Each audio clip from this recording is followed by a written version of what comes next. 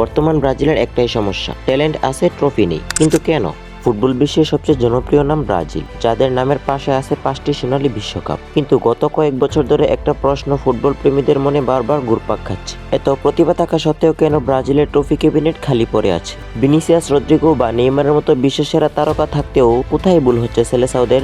অনেকেই মনে করেন ব্রাজিলের বর্তমান দরে মিডফিল্ডারদের অভাব, কিন্তু আপনি যদি গভীরভাবে দেখেন সমস্যাটা মিডফিল্ডারদের নয়, সমস্যা হলো মিডফিল্ডারদের ভূমিকাই। আমাদের কাছে আছে ক্যাসিমিরো কিংবা ব্রুনো গিমারেজের মতো বিশ্বসেরা মিডফিল্ডার, কিন্তু অভাব কোথায়? অভাব হলো একজন গেম কন্ট্রোলার বা মায়েস্ট্রোর, যিনি চাপের মুখে খেলাটা নিজের নিয়ন্ত্রণে রাখবেন, যেমনটা একসময় জাভি কিংবা লুকা মদ্রিচ করে থাকেন। ব্রুনো গিমারেজ একজন দুর্দান্ত ওয়ার্কার হতে পারে, কিন্তু তিনি মাঝমাঠ থেকে খেলা তৈরি করার কারিগর নন। এবার আসা যাক রক্ষণে। মার্কিনহুস বা এদার মিলিতাওরা ক্লাব ফুটবলে সেরা হলেও জাতীয় দলে তারা এখনো সেই দেয়াল হয়ে উঠতে পারেননি। আগে ব্রাজিলের ডিফেন্সে লুসিও কাফু কিংবা থিয়াগো সিলভার মতো এমন সব নেতা ছিলেন যারা প্রতিপক্ষকে মানসিকভাবে চাপে রাখতেন। বর্তমান ডিফেন্সে ব্যক্তিগত দক্ষতা থাকলেও সেই ভয় জাগা নিয়ে নেতৃত্ব বা লিডারশিপের অভাব স্পষ্ট। ছোট ছোট বল আর মনোযোগ হারানোর কারণেই বড় টুর্নামেন্টে নকআউট থেকে বিদায় নিতে হচ্ছে ব্রাজিলকে। ব্রাজিল কি এখন তাদের চিরচেনা সাম্বা ফুটবল খেলছে, নাকি ইউরোপিয়ান ধাঁচের টেকটিক্যাল ফুটবল? এই দ্বন্দ্বের জন্য হারিয়ে যাচ্ছে দলটির নিজস্ব পরিচয়। এক এক কোচের অধীনে দল